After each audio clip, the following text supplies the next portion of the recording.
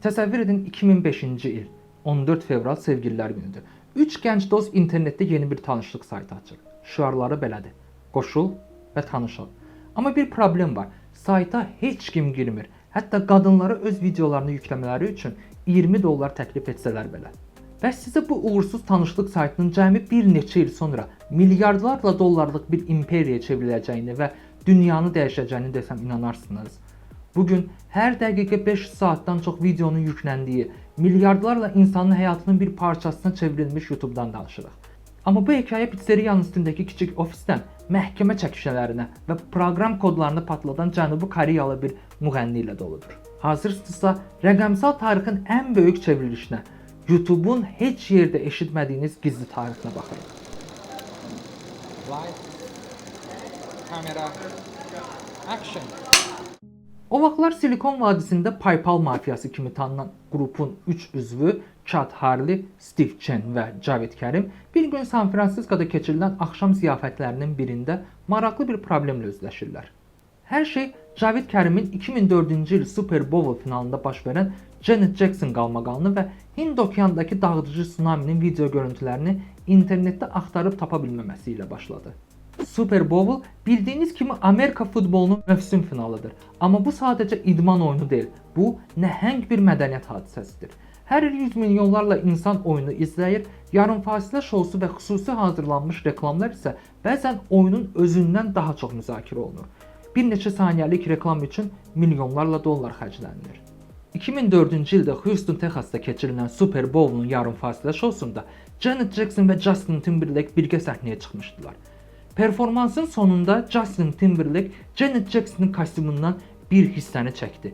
Cəmi bir neçə saniyəlik bu görüntü dünya mətbuatında böyük qanmaqala çevrildi. Cavid Kərim də bu videoya yenidən baxmaq istirdi. Amma o an heç kim bilmirdi ki, bir videonu tapa bilməməyin yaratdığı qəzəb gələcəkdə rəqəmsal medianın taleyini dəyişəcək.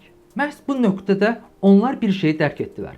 İnternetdə insanların öz videolarını rahat şəkildə yükləyib paylaşa biləcəyi sadə və əlçatan bir platforma yoxdur. Bəlkə də elə bu anda video paylaşımına əsaslanaraq bir platforma yaratmaq ideyası ortaya çıxdı. Beləliklə YouTube.com domeni 14 fevral 2005-ci ildə Sevgililər günündə rəsmi olaraq qeydiyyatdan keçdi. Qurucular Chad Hurley, Steve Chen və Cavid Kərim bu tarixi təsadüfi seçməmişdilər. Çünki ilkin plan platformanın bir video tanışlıq saytı kimi işə salmaq idi. Onlar Hot or Not saytından ilhamlanaraq insanlara öz xəyallarındakı tərəfdaş haqqında danışdıqları videoları paylaşmaq imkanı vermək istəyirdilər. Saytın ilkin şüarı da məhz buna görə seçilmişdi. Tanışlıq saytı ideyası tam bir uğursuzluqla nəticələndi. Çünki platformaya demək olar ki, heç kim video yükləmirdi. Qurucular o qədər çarəsiz vəziyyətə düşmüşdülər ki, sayta hərəkətlilik gətirmək üçün Craigslist vasitəsilə qadınlara öz videolarını yükləmələri müqabilində $20 təklif etdilər. Amma bu təklif belə heç kimin marağına səbəb olmadı.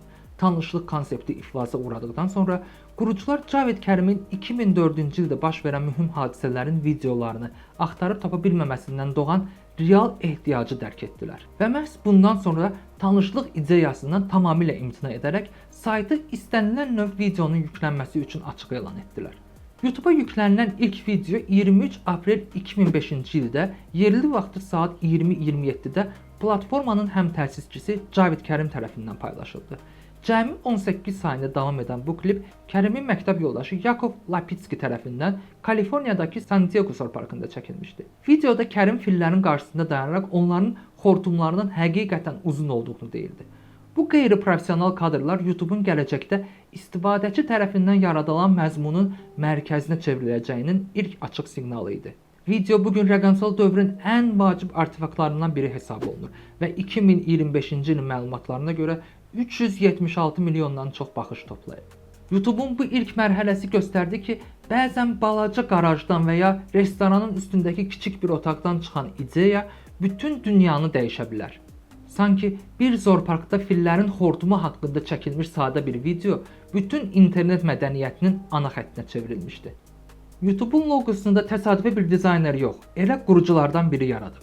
2005-ci ildə Chad Hurley YouTube'un ilk logosunu dizayn edərkən sadə, amma çox aydın bir ideyaya söykənirdi. İnternetlə televiziya anlayışını birləşdirmək. Ona görə də logoda Tube sözü qırmızı fonun içində verildi. Bu köhnə televizor ekranlarına işarə idi. Zaman keçdikcə loqo dəyişdi, sadələşdi, amma YouTube-un əsas mesajı dəyişmədi. Video artıq televizorda yox, internetdə idi. Şirkətin ilk ofisi San Mateo'da, bir pizzeriya və Yapon restoranının üzərində yerləşən kiçik bir otaqda fəaliyyət göstərirdi. Ofisin girişi o qədər balaca və gizli idi ki, bəzən kuryerlər belə oranı tapmaqda çətinlik çəkirdilər. Amma istifadəçilər saytı tez tapdılar. 2005-ci ilin payızında YouTube özünün ilk böyük rekorduna imza atdı. Bu, Nike'ın Braziliyalı futbolçu Ronaldinho ilə çəkdiyi Touch of Gold adlı video idi. Bu viral videoda Ronaldinho yeni qızılı butslarını qəbul edir və topu meydançada ard-arda 4 dəfə qapı dirəyinə vurur. Onu yerə salmadan yenidən sinəsi ilə idarə edirdi. Bu klip YouTube tarixinə 1 milyon baxış həddini keçən ilk video kimi düşdü.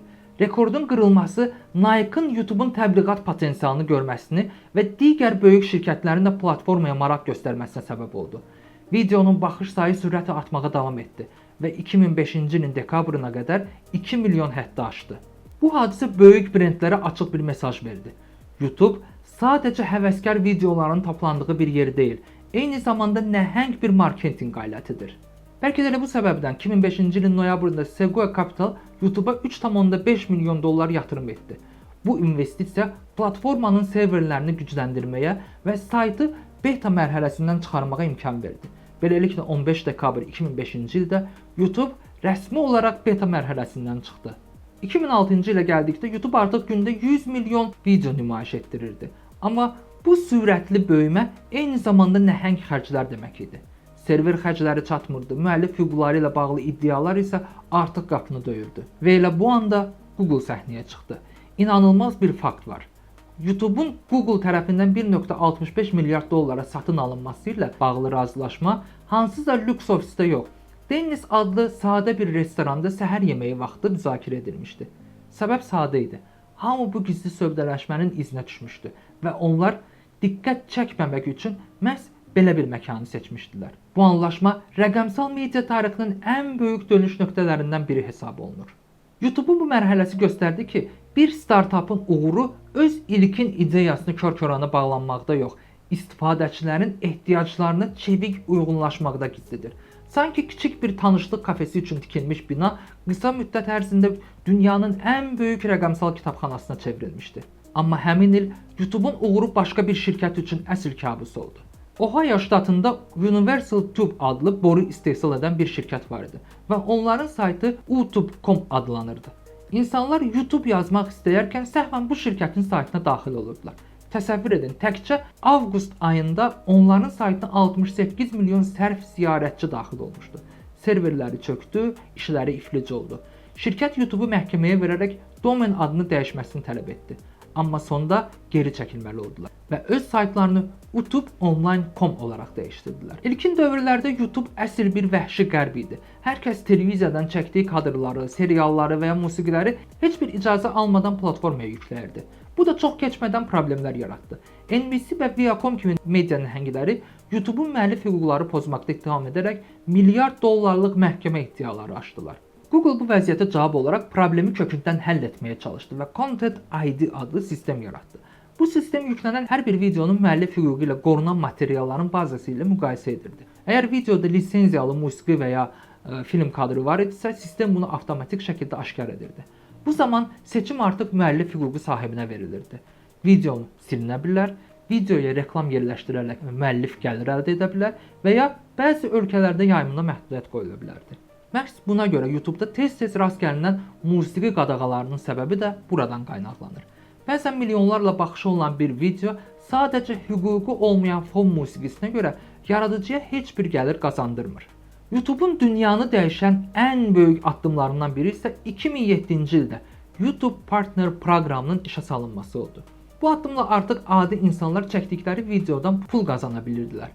Bir vaxtlar sadəcə video yüklənən platforma olan YouTube ilk dəfə insanlara real gəlir vəd edirdi. Bu dəyişimin simvolik adlarından biri Michael Berkley oldu. 2006-cı ildə o, YouTube-da yayımladığı What the Buck adlı videolarla platformadan real və davamlı gəlir əldə edən ilk yaradıcılar sırasına daxil oldu. İnsanlar ilk dəfə başa düşdülər ki, YouTube sadəcə hobbi deyil, bu peşəyə, biznesə və yeni bir media modelinə çevrilir. Və bu yalnız başlanğıc idi. 2007-ci ilin may ayında İki körpənin cəmi 56 saniyəlik videosu ailəsinə 150 min dollar pul qazandırdı. Bir neçə il sonra isə 2009-cu ildə Justin Bieber məhz YouTube videoları sayəsində bütün dünyada məşhurlaşdı. YouTube artıq sadəcə videoların yox, karyeraların, ulduzların və bütöv bir rəqəmsal iqtisadiyyatın doğulduğu məkana çevrilmişdi. Amma bu sistem illər keçdikcə dəfələrlə dəyişdi. Adbakalips kimi tanınan reklam böhranlarından sonra YouTube qaydaları xeyli sərtləşdirildi. Bugün monetizasiya üçün əsas şərtlər belədir. Kanalın ən azı 1000 abunəçisi və son bir il ərzində 4000 saat izlənməsi olmalıdır. 2001-ci ilin aprel ayında YouTube rəsmi olaraq canlı yayın funksiyasını təqdim etdi. İlkin mərhələdə bu imkan yalnız seçilmiş tərəfdaşlar üçün açıq idi, amma çox keçmədən daha geniş auditoriyaya təqdim olundu. Bu addımla YouTube artıq təkcə video platforması yox, birbaşa yayın biznesinin də iştirakçısına çevrildi. Artıq konsertlər, kraliyyət toyları, olimpiya oyunlarını və mühüm xəbər hadisələrini real vaxt rejimində izləmək mümkün idi. Canlı yayımın gücü 2012-ci ildə daha aydın hiss olunurdu. Həmin il YouTube tarixində ilk dəfə olaraq ABŞ prezidentlik debatları ABC News ilə tərəfdaşlıq çərçivəsində canlı yayımlandı. Elə həmin ilin 14 oktyabrında isə Red Bull Straubus layihəsi zamanı kosmosdan tullanışı eyni anda 8 milyon insan izlədi. Bu göstərici canlı yayım tarixində bir zirvə nöqtəsi oldu. İllər keçdikcə canlı yayım texnologiyası daha da inkişaf etdirildi. 2017-ci ilin əvvəlində mobil tətbiq vasitəsilə birbaşa canlı yayım etmək imkanı yaradıldı.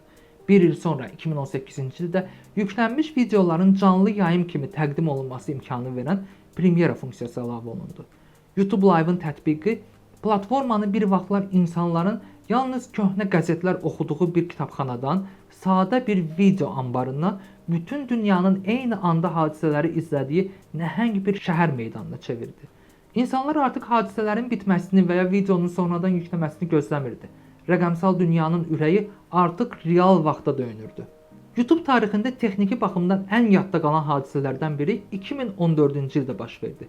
Cənubi Koreyalı müğənni PCI Gangnam Style mahnısı ilə elə bir sürətli baxış toplamağa başladı ki, YouTube'un 32 bitlik baxış sayğacı sözün əsl mənasında sındı. Sayğac 2 milyard 147 milyon 483 min 647 göstəricisindən irəli gedə bilmirdi. Buna görə də mühəndislər sistemi təcili şəkildə 64 bitlik sayğacla təkmilləşdirdilər.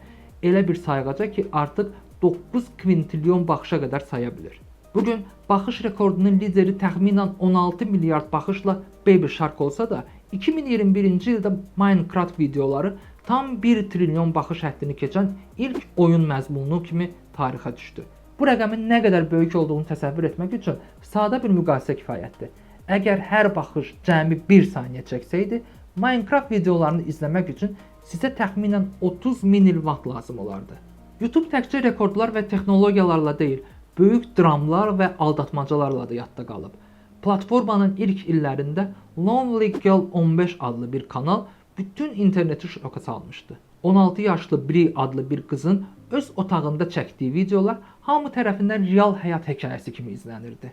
Amma sonradan məlum oldu ki, bu peşəkar aktyorlarla çəkilmiş bir ssenaridir. Beləliklə, Lonely Girl 15 internet tarixinə YouTube'un ilk böyük viral aldatmacası kimi düşdü. Amma dramlar bununla da bitmədi. Bütün dünya bu dəfə PewDiePie və T-Series arasındakı abunəçi müharibəsinin nəfəsini dərərək izləyirdi. Fərdi bir yaradıcının nəhəng bir korporasiyaya qarşı mübarizəsi internet mədəniyyətinin simvoluna çevrilmişdi. Hətta bu döyüşdə hakerlər minlərlə printeri və ağıllı televizoru sındıraraq ekranlara və kağızlara PewDiePie-yə abunə olun mesajını çıxardırdılar. Nəticədə T-Series 100 milyon abunəçini keçən ilk kanal oldu. Amma bu hekayə də burada bitmədi. 2004-cü ildə isə MrBeast hamını geridə qoyaraq dünyanın ən böyük YouTube kanalına çevrildi. YouTube platforması müəyyən abunəçi hədlərini keçən kontent yaradıcılarını Play Buttons, yəni oynat düymələri adlanan fiziki mükafatlarla təltif edir. Bu mükafatlar kanalın böyüməsini, populyarlığını və yaradıcıların rəqəmsal dünyadakı nüfuzunu göstərən rəmzi nailiyyətlər hesab olunur. Məsələn, kanal 100 min abunəçiyə çatdıqda yaradıcı gümüş play düyməsini alır. 1 milyon abunəçi qızıl, 10 milyon abunəçini keçən isə almaz düyməni qazanır. Bununla da bitmir. YouTube'un tarixində ən böyük kanallar üçün xüsusi custom və qırmızı almaz Red Diamond kimi nadir mükafatlar da var. Bu düymələr müvafiq olaraq 50 milyon və 100 milyon abunəçi hədlərini keçən yaradıcılar üçün nəzərdə tutulub. Bu mükafatlandırma sistemi insanların öz hobbilərini real gəlir gətirən bir peşəyə çevirməsini stimullaşdırır. Məsələn, Smush YouTube tarixində 10 milyon abunəçi həddini keçən ilk yaradıcı kimi bu yolda mühüm iz qoydu. Sonrakı illərdə isə PewDiePie və T-Series arasında baş verən böyük abunəçi müharibəsi 100 milyonluq həddin fəth edilməsi və ən yüksək səviyyəli mükafatların qazanılması ilə nəticələndi. Bugün isə MrBeast hamını geridə qoyaraq bu abunəlik və mükafat yarışının zirvəsində dayanır. Analoji desək, bu düymələr rəqəmsal dünyanın hərbi rütbələri kimidir. Hər bir yeni play button yaradıcının rəqəmsal meydandakı təsir gücünü və ona sadiq olan ordunun, yəni abunəçilərin nə qədər böyük olduğunu simvolizə edir. Bütün bu illər ərzində YouTube yalnız uğurla deyil, qaranlıq anlar da yaşadı. 2018-ci il San Bruno qərargahında baş verən atışma və platformada uşaq istismarı ilə bağlı kanalların aşkar olunması YouTube-u daha sərt qaydalar tətbiq etməyə məcbur etdi. Məhz bu dövrdən sonra YouTube Kids, eləcə də COPPA standartları daha ciddi şəkildə gündəmə gətirildi və tətbiq olunmağa başladı. Mübahisələr bununla da bitmədi. 2001-ci ildə dislike, yəni bəyənməmə sayğacının ictimaiyyət üçün gizlədilməsi böyük etirazlara səbəb oldu. Hətta platformanın qurucularından biri belə öz ilk videosunun təsvirini dəyişərək bu qərarı açıq şəkildə axmaqlıq adlandırmışdı. Son illərdə isə YouTube clickbait başlıqlara və saxta xəbərlərə qarşı daha sərt qaydalar tətbiq etməyə başlayıb. İndi 2025-ci ildə YouTube Neil Mohan'ın rəhbərliyi altında tamamilə yeni bir mərhələyə, süni intellekt və yaşayış otağı, yəni living room dövrünə qədəm qoyub. Artıq platformada videoları müxtəlif dillərə avtomatik dublyaj etmək mümkündür. YouTube hətta 2029-cu ildən etibarən Oscar mükafatlandırma mərasiminin ekskluziv yayım hüquqlarını əldə edərək ənənəvi televiziyanı tamamilə arxivə göndərməyə hazırlaşır. Amma bütün bu texnologiyaların arxasında dəyişməyən bir həqiqət var. 2005-ci ildə qoşul və tanış ol deyib heç kimin girmədiyi bir sayt, bugün hamımızın xatirələrinin, xəbərlərinin, musiqisinin və gündəlik həyatının bir parçasına çevrilmiş nəhəng bir platformadır. YouTube'un sirri bəlkə bu texnologiyada deyil, insanların nə istədiyini vaxtında dinləməkdədir. Bir vaxtlar fillərin xortumuna gülən cəmi 18 saniyəlik video ilə başlayan bu yol, bugün dünyaya müharibələri, konsertləri, dərsləri və tarixi canlı-canlı göstərən bir ekrana çevrilib. İndi isə sual açıq qalır. YouTube'un növbəti 20 ili bizi hara aparacaq? Daha az insan, daha çox süni intellekt mi? Yoxsa yenə hər şeyi dəyişən o sadə, səmimi videolar olacaq? Fikrinizi şərhlərdə yazın. Videonu bəyənməyi və kanala abunə olmağı unutmayın. Növbəti videolarda görüşərik.